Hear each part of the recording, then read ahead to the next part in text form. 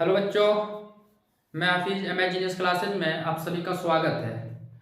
तो हम लोग आज मॉडर्न हिस्ट्री को समझने का प्रयास करेंगे। जैसे कि हम लोग पिछला वीडियो में मेडिवल हिस्ट्री को पूरा कंप्लीट किए हैं, लगभग मतलब कि जहाँ से क्वेश्चन पूछा जाता है वहाँ वहाँ वहाँ उस टॉपिक को हम लोग देखें।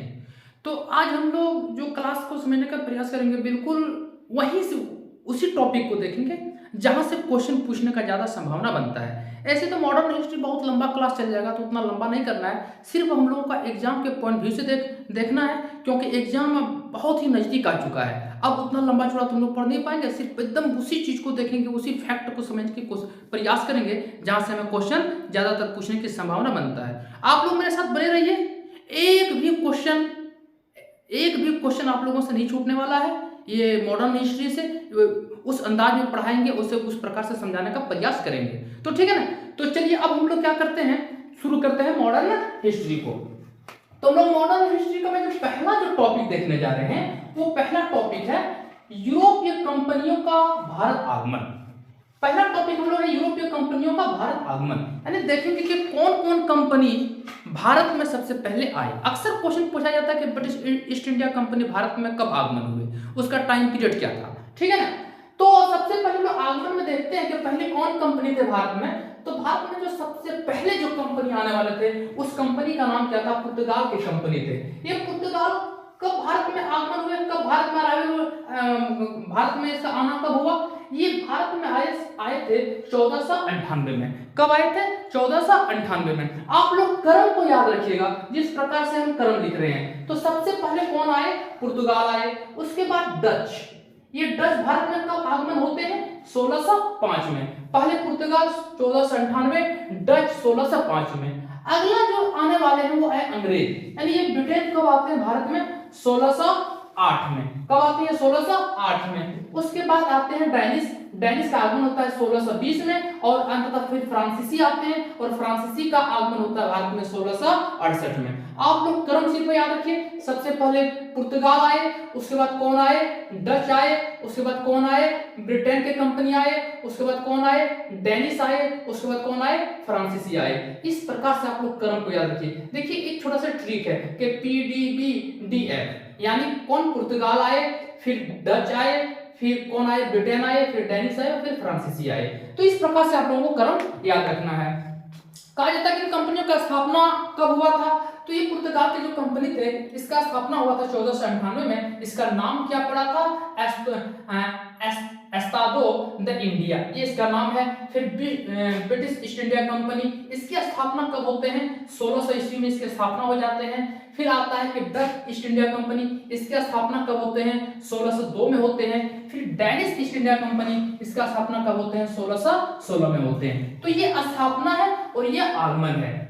कहा जाता है कि अंततः फ्रांसीसी कंपनी जो फ्रांस है वो 1668 में कब आते हैं? भारत में आगमन होते हैं। ठीक है ना, तो ये फ्रांसीसी कंपनी का स्थापना कब होता है? 1664 में होता है। तो इस प्रकार से आप लोगों को क्रम याद रखना है। तो क्या कारण रहा था, किस वजह से लोग भारत की तरफ रवाना हो रहे थे, भारत की तरफ आकर्षित हो रहे थे, भारत में आगमन कर रहे थे? तो भारत में यहाँ पर जो होता था, यहाँ मसाला का उत्पादन बहुत ज्यादा होता था, और यूरोप में इसका मांग बहुत ज्यादा बढ़ रहा था। यही वो मुख्य कारण था जिसकी वजह से यूरोपीय कंपनियां जितने भी थे भारत में आगमन कर रहे थे। तो प्रमुख कारण इसका क्या था? प्रमुख कारण इसका था मसाला व्यापार। अब यहाँ पर देखो मसाला व्यापार में कहा जाता है कि 1453 में, आप लोग इस फैक्ट को, इस डेट को भी याद रखिएगा, 1453 में उस्मानिया सल्तनत जो होते हैं, उस्मानिया सल्तनत ये क्या करते हैं? कुतुस्तुनिया और एशिया माइनर पर कब्जा कर लेते हैं। क्या कर लेते हैं? कुतुस्तुनिया और एशिया माइनर पर कब्जा कर लेते हैं। कौन? उस्मानिया सल्तनत। यह कब कब्जा करते हैं? 1453 में ये कब्जा कर लेते हैं, और क्या हो जाता है कि व्यापार अवरुद्ध हो जाते हैं, व्यापार रुक जाते हैं। कहा जाता है कि जब ये घटना कब घटती है? 1453 में घटती है। तो मेन कारण यही था कि अब क्या होता है कि जब उस्मानिया सल्तनत जब इन दो चीजों पर कब्जा कर लेते हैं तो यूरोप में पुनर्जागरण का उदय होता है। ठीक है ना, यूरोप में पुनर्जागरण का उदय होता है। अब ये पुनर्जागरण का अर्थ क्या होता है? तो पुनर्जागरण का अर्थ यही होता है कि 1453 में यूरोप में जब पुनर्जागरण का उदय होता है तो यूरोप में क्या करते हैं कि वैज्ञानिक का आविष्कार होते हैं, बड़े बड़े जहाज का निर्माण होते हैं, और नए नए मार्गों का, नए नए रास्तों का खोज होते हैं, तो वही होता है कि यूरोप में पुनर्जागरण का उदय होता है। तो यूरोप में जब पुनर्जागरण का, जब एक प्रकार से जब उदय हो जाता है, जब आविष्कार बढ़ जाता है, बड़े बड़े जहाजों का फैसिलिटी जब बढ़ जाता है, तो कहा जाता है कि वहीं पर यूरोप से लोग निकलते हैं, और जब निकलते हैं तो विभिन्न जगह पर पहुंचना शुरू हो जाते हैं। कहां कहां पहुंचते हैं जरा सा देखिए।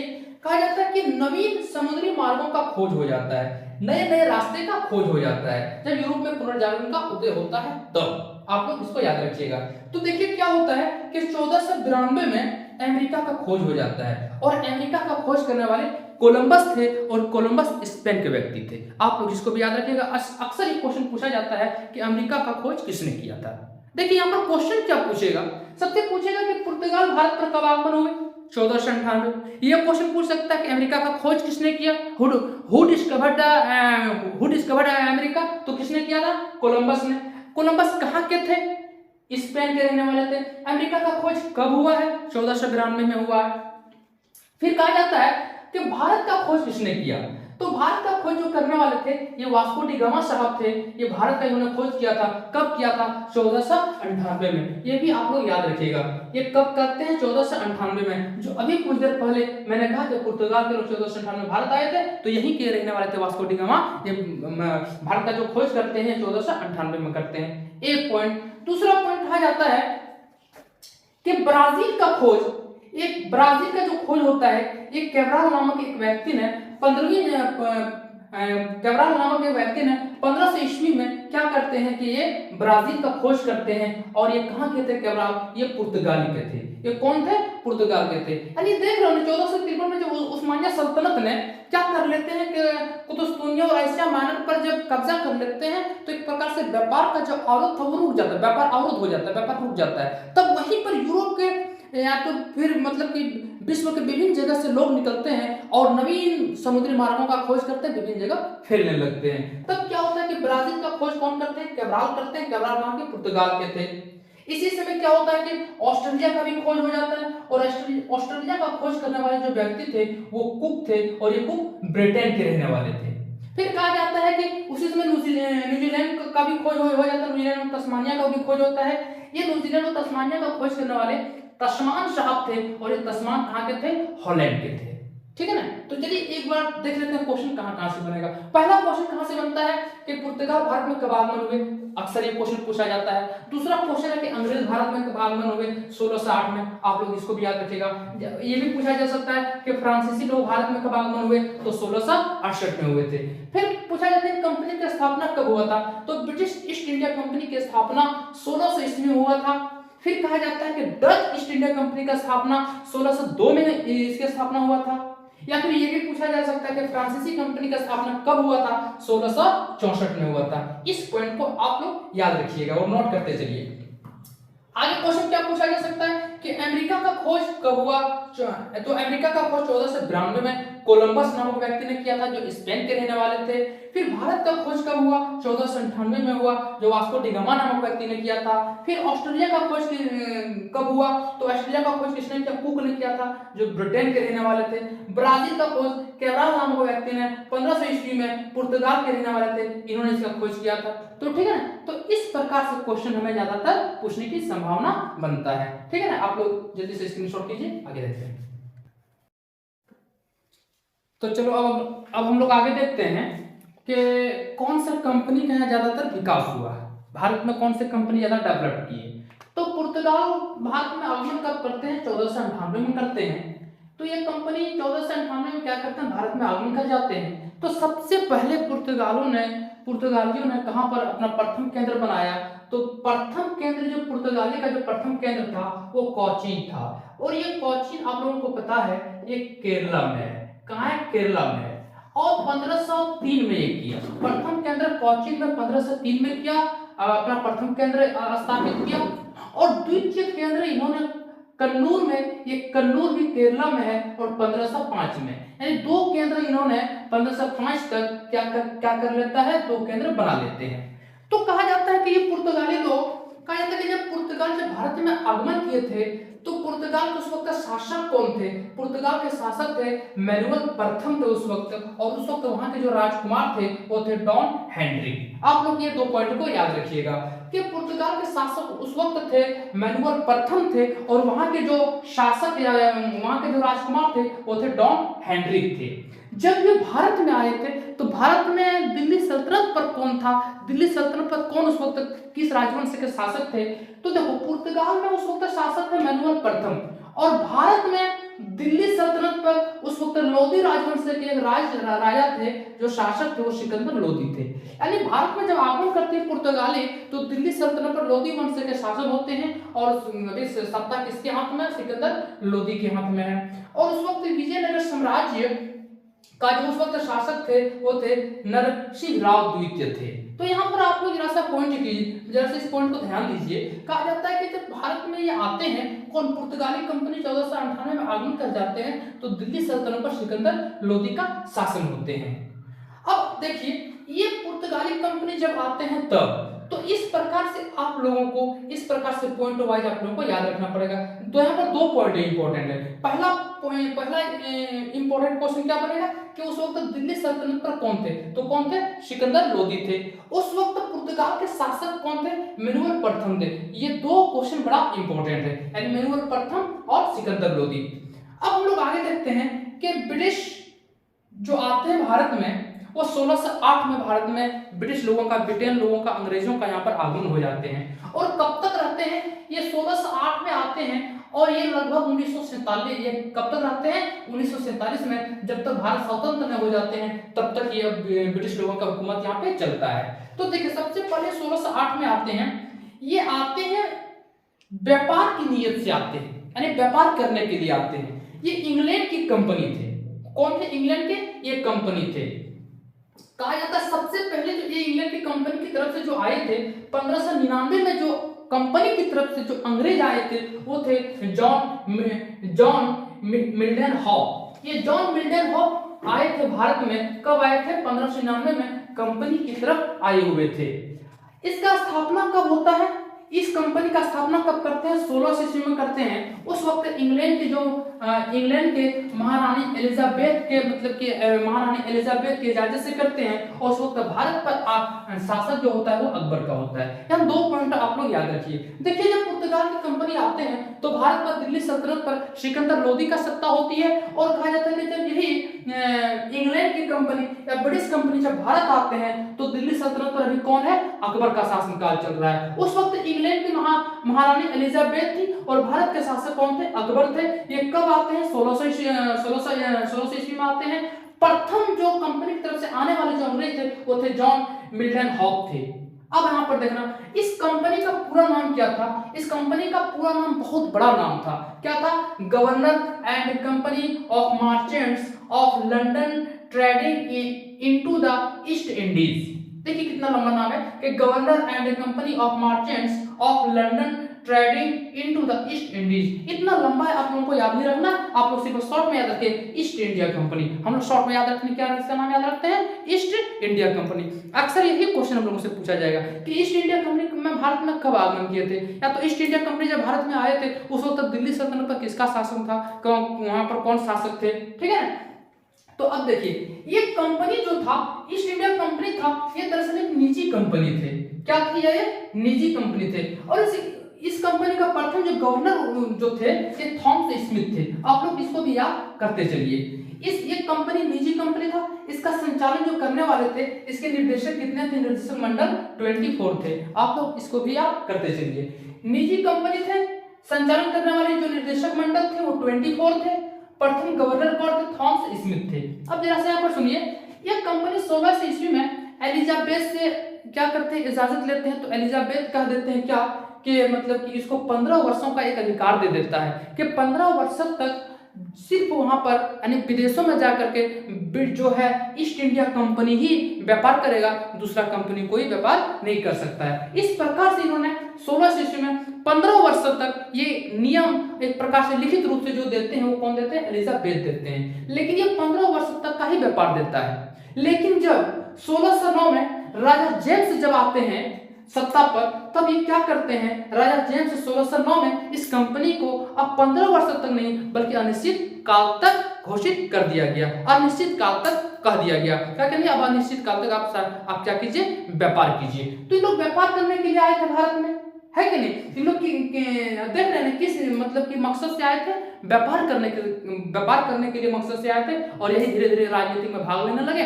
और इस प्रकार से भारत पर इसका पूरा लगभग शासन हो जाता है। तो आगे हम लोग देखते हैं कि भारत में ये किस प्रकार से अपना शासन सत्ता को फैलाते हैं। हम लोग यहाँ पर देख रहे हैं कि कंपनी का विकास कैसे हुआ, यानी किस प्रकार से 1599 में कोई व्यक्ति आते हैं, कहाँ पर आते हैं, अकबर के दरबार में आते हैं, अकबर से इजाजत तलब करते हैं, अकबर उन्हें इजाजत दे देते हैं। उस वक्त मतलब क्या करते हैं, अकबर का ही शासन होता है, इस कंपनी का ये नाम था, इस प्रकार से निजी कंपनी थे, है कि नहीं। और एलिजाबेथ ने इसको क्या कहा था कि 15 वर्ष तक ये व्यापार कीजिए, और अंततः जब राजा जेम्स आ जाते हैं 1609 में, तो इसी कंपनी को क्या करते हैं, अनिश्चित काल तक कह देते हैं, अनिश्चित काल तक अधिकार दे देते हैं, ठीक है ना। तो चलिए अब हम लोग आगे देखते हैं। तो चलो अब हम लोग आगे देखते हैं। देखिए जब ब्रिटिश कंपनी जब भारत में आए, तो भारत में किसका शासन चल रहा है, मुगलों का शासन चल रहा है, यानी अभी सत्ता पर कौन है, अकबर है।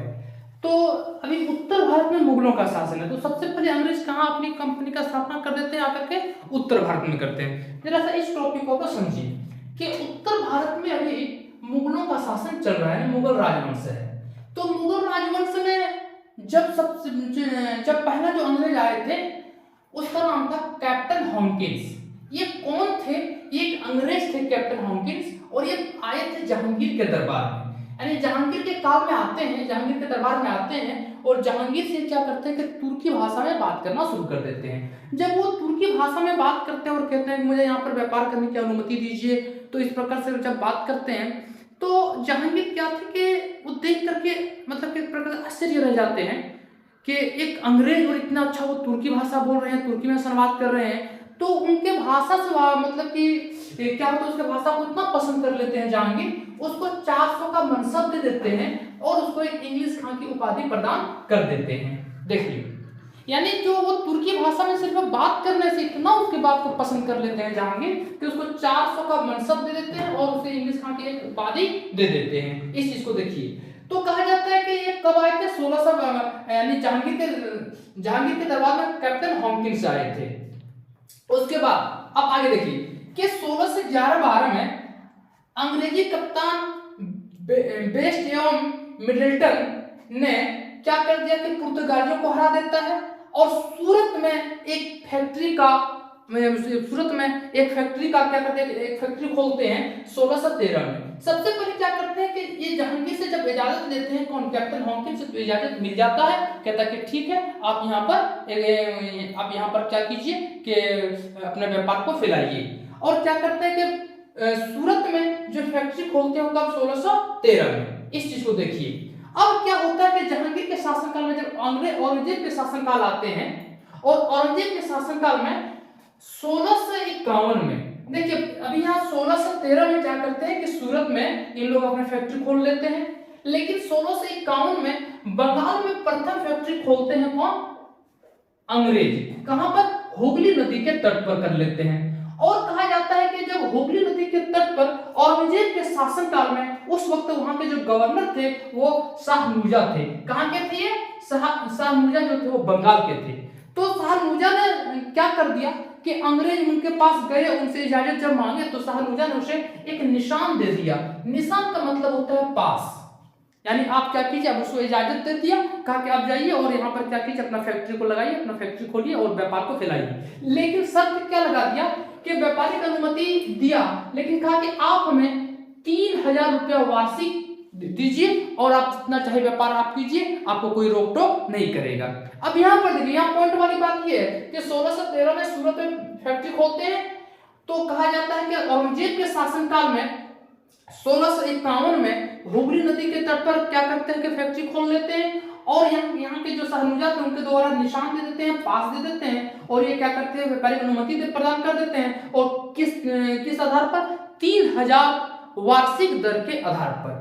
अब क्या होता है कि फिर आगे चल करके ये औरंगजेब यानी मुगल के सेना और अंग्रेजों में क्या हो जाता है, कुछ अनबन हो जाता है और यहाँ पर आमना सामना हो जाता है किसका, अंग्रेज और मुगलों का आमना सामना हो जाता है। तो 1668 में, यानी ये भी सत्ता पर कौन है, औरंगजेब है। तो उस वक्त अंग्रेज भी कम थे और औरंगजेब काफी शक्तिशाली थे। तो क्या हुआ कि औरंगजेब ने हुगली के मछलीपट्टनम और आदि जो जितने भी जगह दिए गए थे सारी जगह को छीन लेते हैं। किससे छीन लेते हैं, अंग्रेजों से छीन लेते हैं। तब अंग्रेज क्या करते हैं कि औरंगजेब के दरबार में हाजिरी लगाते हैं और अंग्रेज क्या करते हैं, माफी मांगते हैं। तो फिर अंततः औरंगजेब उसे माफ कर देते हैं। अब आगे क्या होता है कि बंगाल के 3 गांव, कितने, बंगाल के 3 गांव, एक कालीकट, एक है सुल्तानती और गोविंदपुर, ये 3 जगह पर क्या होता है कि अंग्रेजों को व्यापार करने की अनुमति, यानी वहां की जमींदारी प्रथा लगभग मिल जाती है कि आप लोग यहाँ पर क्या कीजिए, फैक्ट्री को खोलिए, लगाइए, व्यापार कीजिए।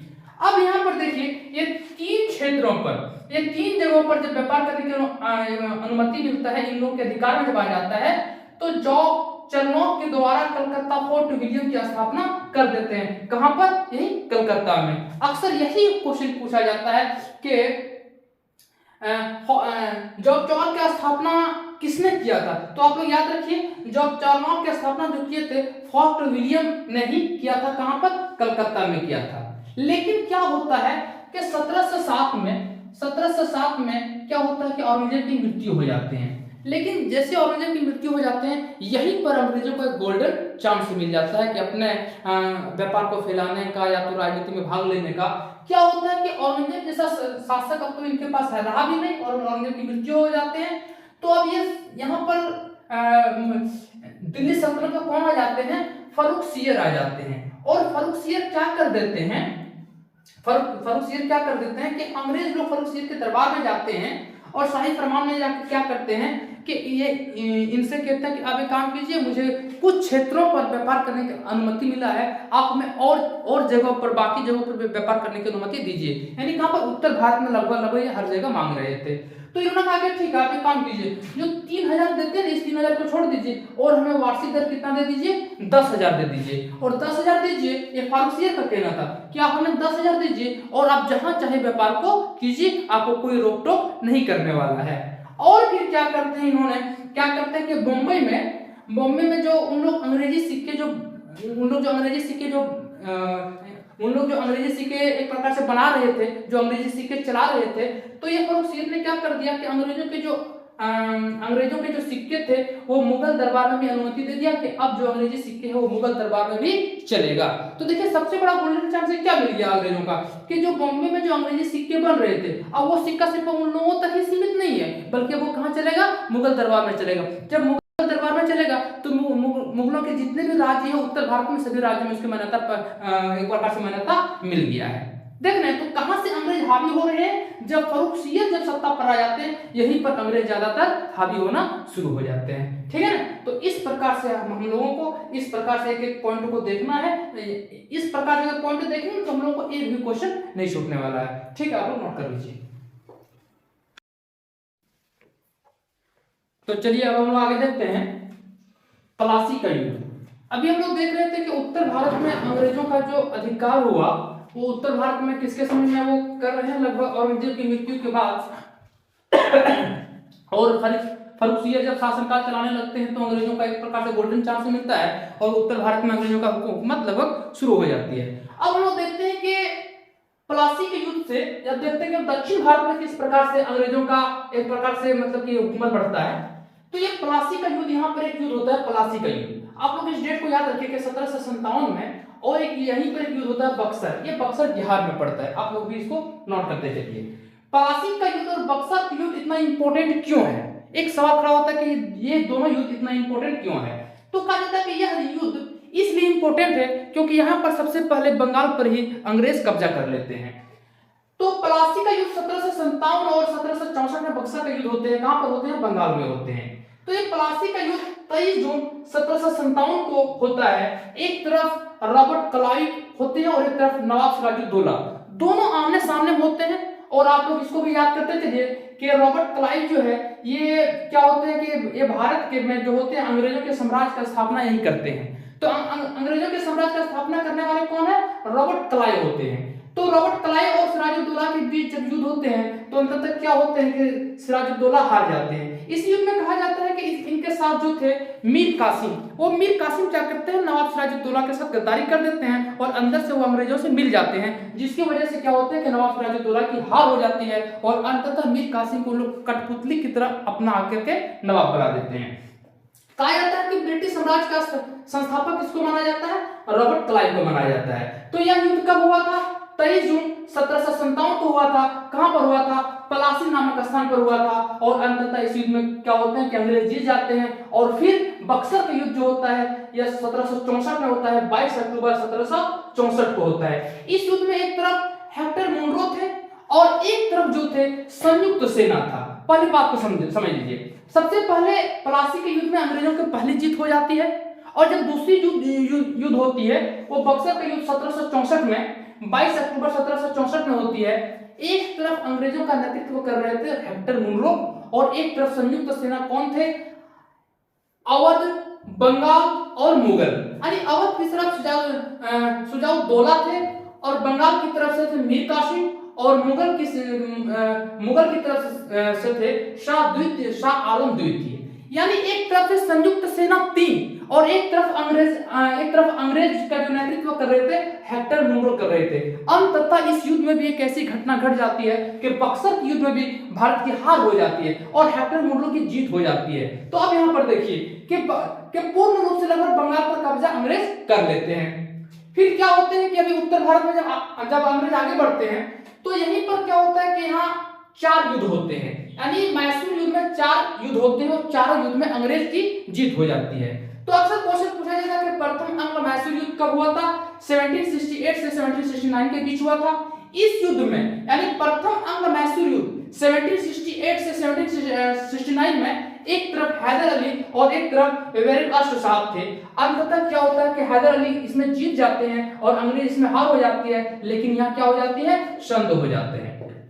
यहाँ पर तो ये संधि कर लेते हैं, लेकिन जब दूसरा जो अंग्लो मैसूर युद्ध होते हैं, द्वितीय अंग्लो मैसूर युद्ध, यह घटना कब घटती है, 1780 में और 1784 में, यानी 1780 और 84 के बीच में घटना घटती है।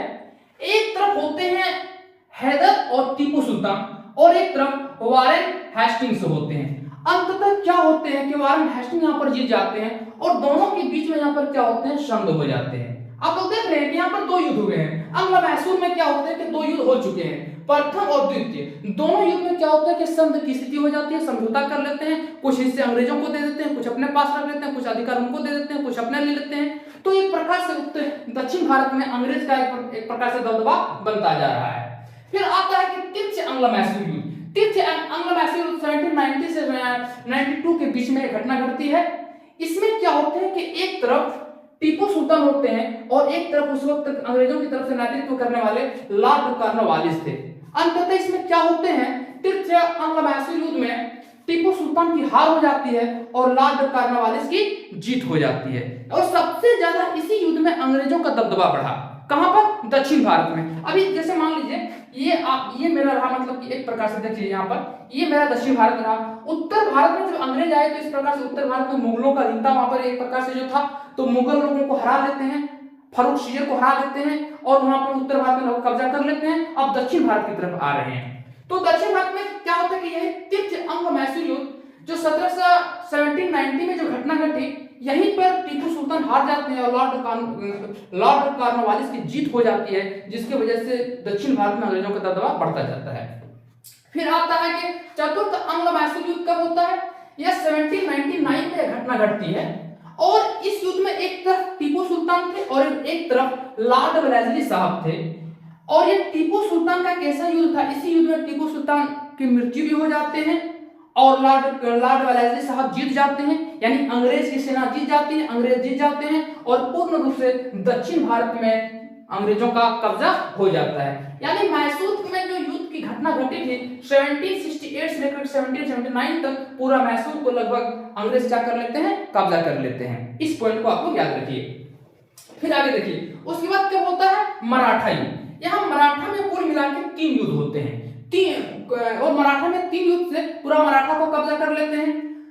प्रथम अंग्लो मराठा युद्ध कब हुआ था, 1775 में 1775 से लेकर के 82 तक यह प्रथम युद्ध था। प्रथम युद्ध था मराठा और अंग्रेजों के बीच में। इस युद्ध में अंग्रेजों की जीत हो जाती है। फिर होता है कि द्वितीय अंग्ल मराठा युद्ध। इसमें क्या होता है कि 1803 में और 5 के बीच में घटना घटती है और यहाँ भी अंग्रेजों की जीत हो जाती है। अरे प्रथम मराठा युद्ध और द्वितीय मराठा युद्ध दोनों में अंग्रेजों की जीत हो जाती है। फिर आता है कि तृतीय आंग्ल मराठा युद्ध। यह कब होता है? 1870 से 90 के बीच में यह होता है और ये पूर्ण रूप से क्या करते हैं, अंग्रेज मराठा को जीत लेते हैं। तो कुल मिला के 1775 से लेकर के 1890 के बीच में मराठा को भी क्या कर लेते हैं, अंग्रेज पूर्ण रूप से जीत लेते हैं। आप लोग देखिए, सबसे पहले बंगाल को जीत लेते हैं। बंगाल जीतने के बाद कहाँ जाते हैं? मैसूर आ जाते हैं। मैसूर को भी जीत लेते हैं। उसके बाद कहाँ जाते हैं? उसके बाद हम लोग यहाँ क्या करते हैं, मराठा आ जाते हैं। तो बंगाल, मैसूर और मराठा, ये 3 जगह पर अंग्रेजों का दबदबा कायम हो चुका है। अंततः क्या होते हैं, फिर प्रथम आंग्ल सिख युद्ध जो होते हैं 1845 से 46 के बीच में प्रथम आंग्ल सिख युद्ध होते हैं और अंततः इसमें संधि की प्रक्रिया होती है। फिर द्वितीय आंग्ल सिख युद्ध होते हैं और इन दोनों युद्ध में क्या होता है कि अंग्रेजों की जीत होती है और पंजाब को भी अंततः जीत लेते हैं। तो सबसे पहले देखिए, बंगाल को जीतते हैं, फिर मैसूर को जीत लेते हैं, फिर मराठा को जीत लेते हैं और पंजाब को जीत लेते हैं और अंततः फिर क्या होते हैं, 1843 में सिंध को भी जीत लेते हैं। यानी अंततः अंग्रेजों का दक्षिण भारत पर भी हुकूमत शुरू हो जाता है। तो दक्षिण और उत्तर भारत में क्या होता है कि अंग्रेजों की हुकूमत 1843 के बाद से शुरू हो जाती है। ठीक है ना। तो ये हम लोग का कुछ इंपॉर्टेंट तथ्य थे। इस तथ्य से बहुत ज्यादा क्वेश्चन पूछा जाता है। आप लोग इस तथ्य को अच्छा से देख लीजिए, अच्छा से नोट कर लीजिए। उसके बाद यहाँ पे नहीं समझ में आएगा, बार बार वीडियो को देखिए, समझ में आ जाएगा। एक पॉइंट को समझा रहे हैं, जल्दी से स्क्रीनशॉट लीजिए, आगे देखते हैं।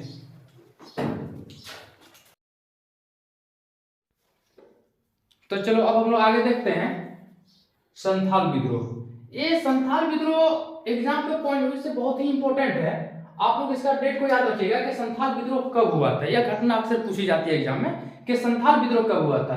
तो ये संथाल विद्रोह 1855 और 56 में हुआ था। यह डेट आप लोग हमेशा याद रखिएगा कि संथाल विद्रोह कब हुआ था, 1855 या 56 में। 1855 से 56 के बीच हुआ था।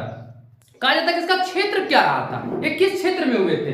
तो संथाल विद्रोह जो हुए थे वो राजमहल से भागलपुर के क्षेत्र में, कहां से? राजमहल से भागलपुर के क्षेत्र में जो विद्रोह हुआ था वो कौन विद्रोह था? संथाल विद्रोह था। इसके नेतृत्वकर्ता कौन थे?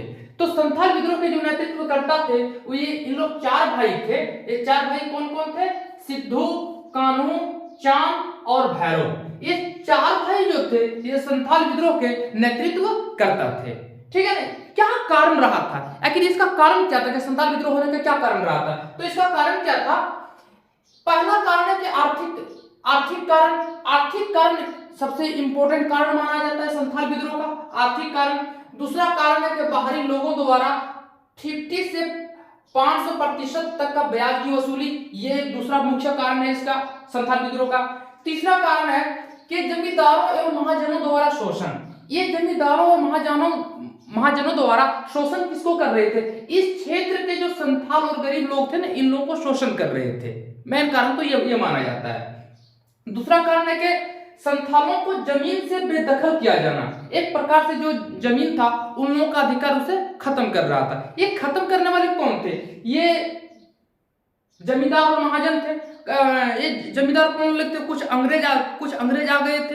तो उन लोग क्या कर रहे थे, इन लोगों की जमीनों पर कब्जा किए हुए थे, कब्जा कर रहे थे, इन लोगों को बेदखल किए जा रहे थे। यही वो मेन कारण था जिसके कारण से संथाल विद्रोह की घटना घटी थी। आप लोग इस चीज को हमेशा याद रखिएगा कि संथाल विद्रोह की घटना कब घटी? 1855-56।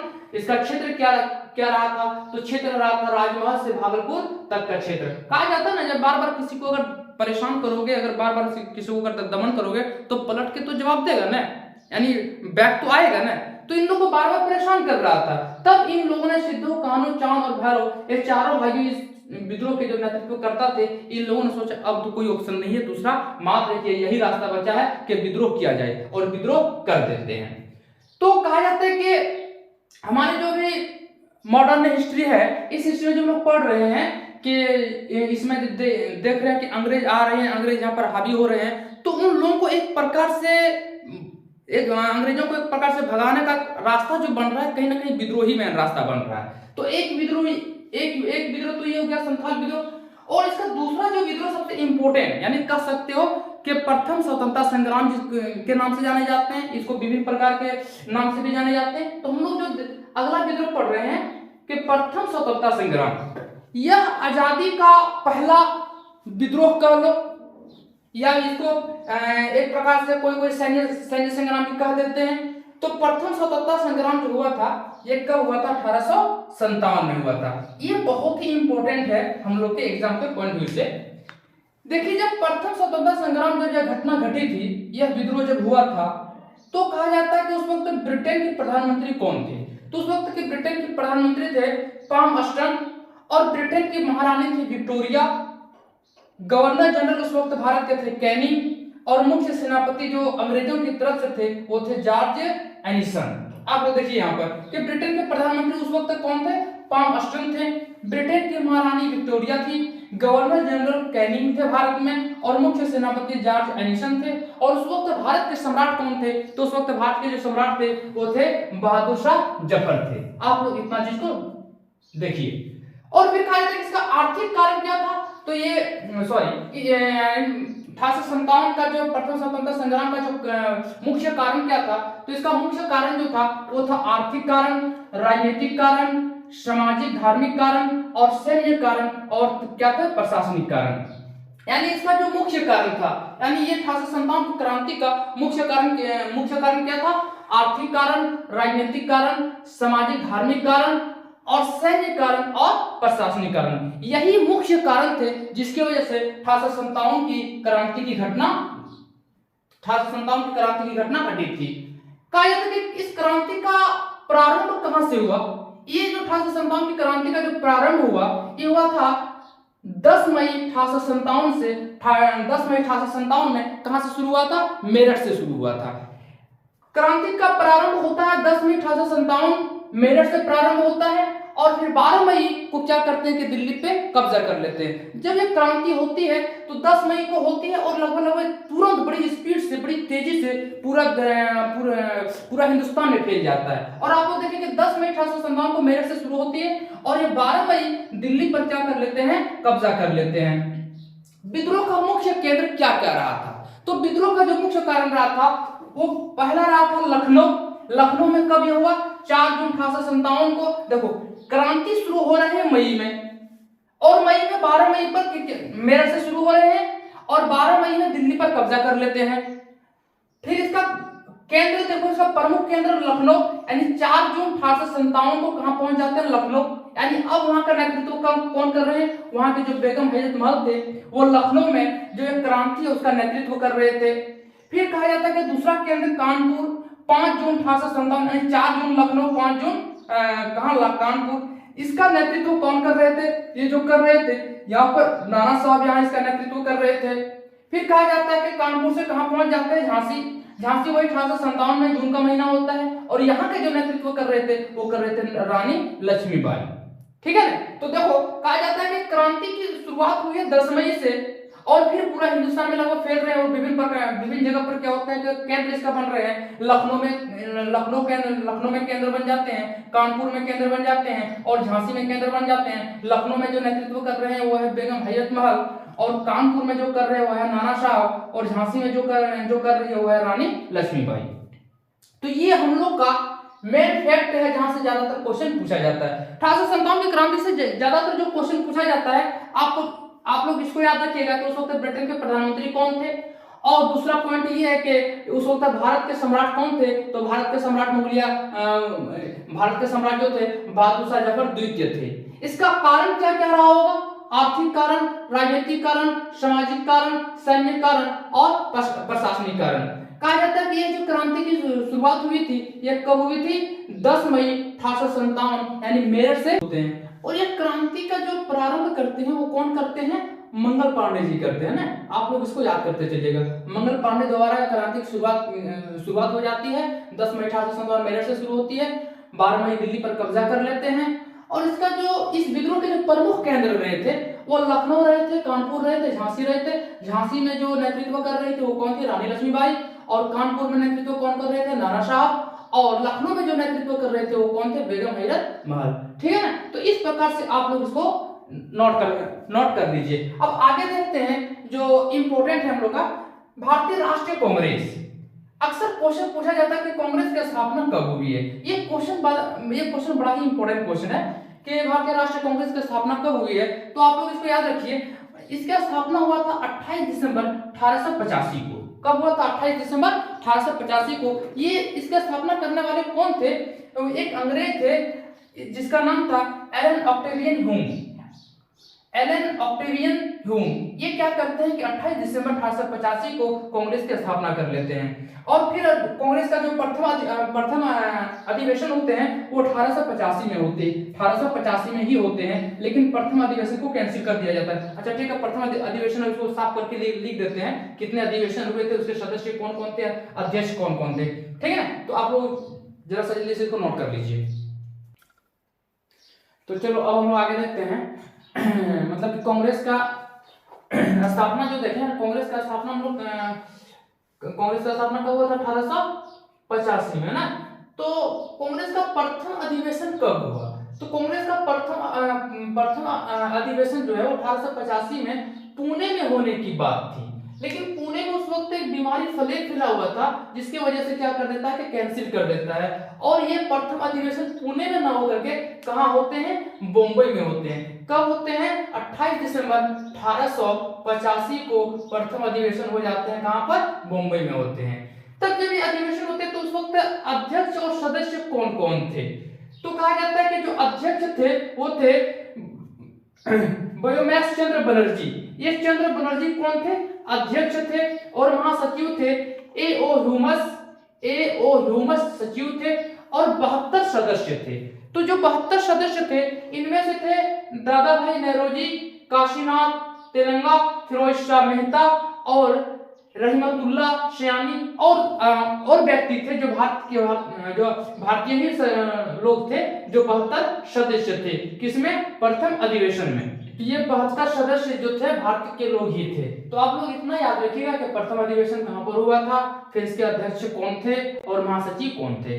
अब आगे हम लोग देखते हैं बंगाल विभाजन। ये एग्जाम के पॉइंट व्यू से बंगाल विभाजन बहुत ही इंपॉर्टेंट है। कहा जाता है कि बंगाल का विभाजन कब हुआ था? तो बंगाल विभाजन जो हुआ था 16 अक्टूबर 1905 को हुआ था। कब हुआ था? 16 अक्टूबर 1905 को हुआ था। तो एक था पश्चिमी बंगाल, एक था पूर्वी बंगाल। अब पश्चिमी बंगाल में कौन थे? पश्चिमी बंगाल में दार्जिलिंग, बिहार और उड़ीसा। ये बिहार और उड़ीसा जो थे वो पश्चिम बंगाल थे। और इन लोगों का राजधानी कहाँ था? कलकत्ता था। तो पश्चिम बंगाल का राजधानी कलकत्ता और पूर्वी बंगाल का राजधानी ढाका। देखिए अभी बंगाल का विभाजन हुआ 1905 में। तो एक पश्चिमी बंगाल, एक पूर्वी बंगाल। पश्चिमी बंगाल का राजधानी कहाँ? कलकत्ता। और पूर्वी बंगाल का राजधानी कहाँ? ढाका पर। ठीक है ना।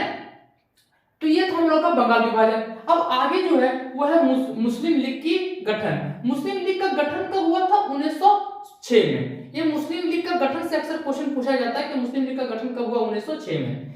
इसका गठन 1906 में कहां पर हुआ? ढाका में।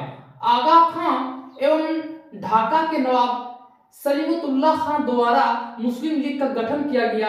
कब? 1916 में। आप लोग इस डेट को याद रखिएगा कि मुस्लिम लीग का गठन कब हुआ है? 1916 में। इसका मुख्यालय कहां पर बना? इसका मुख्यालय बना लखनऊ में। मुस्लिम लीग का मुख्यालय कहां पर बना? लखनऊ में। इसका प्रथम अधिवेशन यानी मुस्लिम लीग का प्रथम अधिवेशन कहां पर होते हैं? कराची में, यानी पाकिस्तान के कराची में। कब होते हैं? 1907 में होते हैं। अब जरा सा देख लेते हैं क्वेश्चन कहां से बनेगा। आराम से देखिए, इसमें क्वेश्चन जो बनेगा कि मुस्लिम लीग का प्रथम अधिवेशन कहां पर हुआ? कराची में। मुस्लिम लीग का प्रथम अधिवेशन कब हुआ? 1907 में। मुस्लिम लीग का गठन कब हुआ? 1906 में। किसके द्वारा से गठन हुए? आगा खां एवं ढाका के नवाब सलीमुतुल्लाह खान। इसका मुख्यालय कहां पर है? लखनऊ में। यानी इस प्रकार से क्वेश्चन पूछा जाएगा। अब आगे देखते हैं कि कांग्रेस का विभाजन। तो कांग्रेस का विभाजन हुआ कब? 1907 में। देखिए एक टाइम पीरियड देखिए कि कांग्रेस का गठन हुआ 1885 में और कहा जाता है इसका विभाजन कब हो रहा है? 1907 में। कांग्रेस का विभाजन कब हुआ? 1907 में। कांग्रेस दो भागों में बट गए, एक नरम दल, एक गरम दल। यानी कहा जाता है कि जो नरम दल थे और जो गरम दल थे, नरम दल के अध्यक्ष जो थे रास बिहारी घोष थे, और इसी की अध्यक्षता में रास बिहारी घोष की अध्यक्षता में ही कांग्रेस का विभाजन हुआ था, नरम दल और गरम दल। गरम दल के जो अध्यक्ष थे वो थे लाला लाजपत राय थे। ठीक है ना? तो ये हम लोग का लगभग जहां से क्वेश्चन पूछा जा रहा था वहां हम लोग कंप्लीट कर लिए। और जरा सा देख लेते हैं, आप लोग इधर जरा सा नोट कर लीजिए, तो साफ करते हैं, यहीं पर लिख देते हैं। तो चलिए आप लोग देखिए यहाँ पर कि यहाँ पर जरा सा देख लीजिए, शॉर्ट में ही देखिए कि गांधी जी का आगमन, महात्मा गांधी भारत कब आते हैं? 1915 में। कहां से आते हैं? अफ्रीका से आते हैं। ठीक है ना? 1915 में गांधी का आगमन हो जाता है। तो जब गांधी का आगमन होता है तो जब गांधी का आगमन होता है तो उस वक्त विश्व में प्रथम विश्व युद्ध चल रहा था, और प्रथम विश्व युद्ध का टाइम पीरियड आप लोगों को तो पता होगा 1914 से 1918। इसी दरमियान में गांधी जी का आगमन होते हैं भारत में। तो गांधी जी का जब आगमन होता है भारत में, तो गांधी जी कौन कौन से आंदोलन, कौन कौन से विद्रोह किए थे? आपको देखिए, कहा जाता है कि गांधी जी ने चंपारण सत्याग्रह कब किया था? 1917 में। आप लोग इस डेट को याद रखिएगा कि गांधी जी ने चंपारण सत्याग्रह कब किया था? 1917 में। अक्सर क्वेश्चन पूछा जाता है कि खेड़ा सत्याग्रह गांधी जी कब किए थे? तो यह किए थे 1918 में। हमेशा खेड़ा आंदोलन या खेड़ा सत्याग्रह क्वेश्चन पूछा जाता है, तो ये कब हुआ था? 1918 में हुआ था। इस चीज को आप लोग हमेशा याद रखिएगा। अहमदाबाद मिल्क सत्याग्रह कब हुआ था? अहमदाबाद मिल्क सत्याग्रह 1918 में। रोलेट एक्ट कब हुआ था? रोलेट एक्ट 1919 में। आप लोग इसको भी याद रखिएगा कि रोलेट एक्ट कब? 1919 में। जलियांवाला बाग हत्याकांड की घटना कब घटी थी? जलियांवाला बाग हत्याकांड की घटना जब घटी थी वो कब घटी थी? 1919 में। आप लोग इसको भी याद रखिएगा। खिलाफत आंदोलन जिसके नेतृत्व थे मोहम्मद अली और शौकत अली, दोनों भाई थे। यानी ये खिलाफत आंदोलन पर अक्सर क्वेश्चन पूछा जाता है कि खिलाफत आंदोलन की घटना कब घटी है? 1919 में। देखिएगा कि यहाँ पर देखिए घटना घट रही है 1919 में। 1914 में क्या 18 से लेकर क्या होता है कि प्रथम विश्व युद्ध चलता है, जिसमें से क्या होता है कि तुर्की के जो खलीफा थे, तुर्की के जो खलीफा थे, उस खलीफा को वहां से हटा देते हैं, तो मुसलमान इसका विरोध करते हैं। तो भारत में भी उस वक्त अंग्रेज थे, तो अंग्रेजों का विरोध और विद्रोह करने के लिए दो भाई थे, मोहम्मद अली और शौकत अली। तो उन्हीं लोगों ने यह खिलाफत आंदोलन को शुरू किया था कब? 1919 में। असहयोग आंदोलन गांधी जी कब चलाए थे? 1920 में। कब चलाए थे असहयोग आंदोलन? 1920 में। बंद कब कर दिए थे? 1922 में।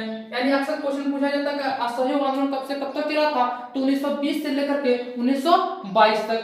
फिर कहा जाता है कि चोरा चोरी घटना कब घटी है? चोरा चोरी घटना फरवरी 1922 में। यहीं पर आकर के क्या होता है? असहयोग आंदोलन समाप्त हो जाते हैं। साइमन कमीशन भारत कब आते हैं? साइमन कमीशन 1927 में भारत आते हैं। फिर भारत छोड़ो आंदोलन अंततः क्या होता है? इतनी सारी घटनाएं घटने के बाद, इतना मेहनत और मशक्कत करने के बाद क्या होते हैं कि 1942 में भारत छोड़ो आंदोलन जो शुरू करते हैं गांधी जी, और जरा सा गांधी जी यहाँ पर भड़कते हैं और लोगों को कहते हैं कि अब जैसे होगा भारत को आजाद कराना है। और अंततः क्या होता है कि 1947 में हमारा देश यानी भारत क्या हो जाता है कि आजादी प्राप्त कर लेती है। ठीक है ना? तो हम लोग क्या कर दिए आज हम लोग का क्या हुआ कि पूरा क्लास में मॉडर्न हिस्ट्री को हम लोग कंप्लीट कर लिए हैं। और जो टॉपिक जहां पर आप लोगों को लगा कि एकदम शॉर्ट में बता दिए हैं, तो उसका अब का जो क्लास चलेगा, अब का जो वीडियो मिलेगा, एकदम एक टॉपिक का वीडियो मिलेगा, उसको एकदम बढ़िया से वेरीफाई किया जाएगा, एक भी पॉइंट वहां से नहीं छूटेगा। ये सिर्फ एग्जाम के पॉइंट व्यू से बताया जा रहा था कि कहां से क्वेश्चन पूछेगा। ठीक है, फिर मिलेंगे अगले वीडियो में।